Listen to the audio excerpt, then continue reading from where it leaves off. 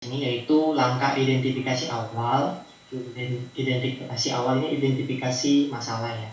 Masalah-masalah apa sih yang terjadi di kelasnya Bapak Ibu guru ini? Masalah yang akan dipecahkan sebenarnya. Seperti itu. Nah, pada saat ini dilakukan 2 hari ya, Bapak Ibu. Identifikasi awal masalah ini dilakukan 2 hari. Pertama pada pendalaman materi. Kemudian eksplorasi penyebab masalah. Kita akan masuk ke langkah kedua, yaitu hari ini, hari Sabtu, hari Senin dan hari Selasa. Itu 3 hari. Itu eksplorasi penyebab masalahnya itu dilakukan 3 hari dan akan mengumpulkan LK 1.2. LK 1.2 yang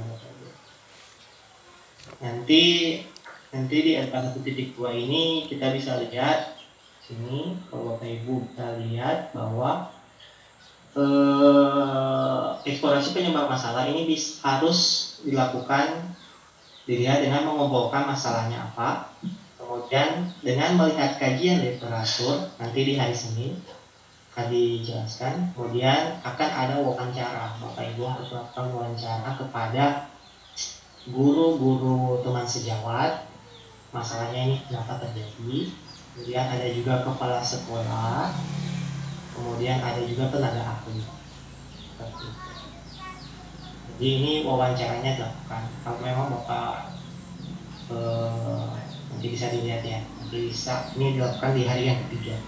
Pada saat selesai itu diwawancara, Bapak Ibu harus mengumpulkan tugasnya di malam hari. Jadi tugas LK 1.2 ini harus dikumpulkan di hari Selasa. Di hari Selasa ya, tanggal 21. Kemudian dari beberapa penyebab masalah yang sudah dilakukan, sudah dianalisis, sudah diangkat, itu kita akan menentukan penyebab masalahnya. Penyebab masalah yang paling relevan ya, yang paling relevan. Yang paling memang berhubungan dengan masalah itu. Jadi penyebab masalah dari masalah ini sebenarnya apa sih yang harus kita akan pecahkan seperti itu. Ini cuma 1 hari ya, yang penentuan penyebab masalahnya cuma 1 hari, karena cuma menentukan saja dari banyak penyebab masalahnya. Misalnya dari kemampuan membaca anak rendah ya, penyebab masalahnya ada banyak nih. Misalnya masalah orang tua, masalah buku textbook tidak ada, kemampuan guru untuk mengarahkan peserta didik tidak kurang, seperti itu. Nah, baru ditentukan penyebab masalahnya ini apa, yang paling relevan, yang paling krusial apa, yang bisa. Jadi ini cuma 1 hari aja. Kemudian kita akan masuk ke pengembangan perangkat pembelajaran. Nah, ini Bapak Ibu, pengembangan perangkat pembelajaran ini ada 7 langkah yang harus dilalui 7 hari. 7 hari itu sampai hari Rabu ya. Rabu, Kamis, Jumat, Sabtu, Senin, Selasa, Rabu sampai tanggal 29 ya. Jadi dari tanggal 22 sampai tanggal 29 itu kita akan lalui pengembangan perangkat pembelajaran untuk siklus 1. Nah, ini Bapak Ibu sudah dibagi kelompok. Jadi dari kelas besar ini 30 orang dibagi kelompok menjadi 10 orang, 3 kelompok. Jadi dibagi 3 kelompok. Jadi mungkin kelompoknya ini random ya. Dari Pak Admin Pak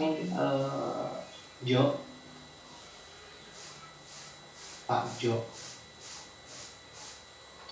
Ini akan membagi kelompoknya ya, teman.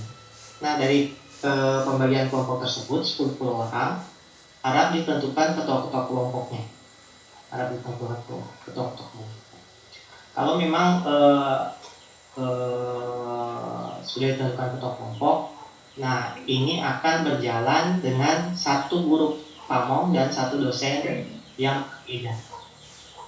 Jadi misalnya kalau kelompok 1 misalnya Pak Jafir dan Pak Melki. Kemudian mungkin kelompok 2 ada ibu siapa gitu, ibu dosen siapa dengan ibu guru kamu siapa. Kemudian kelompok 3 Pak dosen siapa dengan ibu guru kamu siapa, seperti itu. Jadi dosennya berbeda ya setiap kelompok, bukan satu dosen untuk 3 kelompok lagi. Seperti itu. Ya, boleh ya, paham ya. Nah, di sini untuk produknya itu kita membuat RPP atau modul ajar. RPP atau modul ajar. Nah, RPP dan modul ajar ini berdasarkan masalah yang akan dipecahkan. Berdasarkan masalah yang akan dipecahkan pada saat pendalaman materi. Jadi sebenarnya ini siklus ini berkelanjutan satu dengan yang lain sampai kita PPL nanti. Pada saat Bapak Ibu membuat RPP dan modul ajar di pengembangan perangkat pembelajaran, RPP atau modul ajar itu akan dipraktekkan pada PPL nanti. Akan dipraktekkan pada saat PPL. Seperti itu. Boleh ya Bapak Ibu ya? Kemudian untuk siklus 2 dia akan sama, prosesnya akan sama.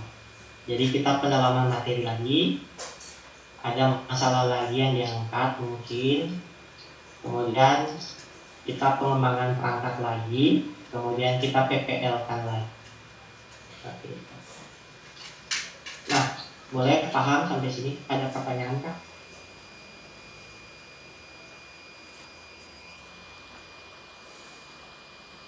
Pak, untuk pertanyaan nanti simpannya di kolom komentar aja. Yang bertanya Pak. Silakan.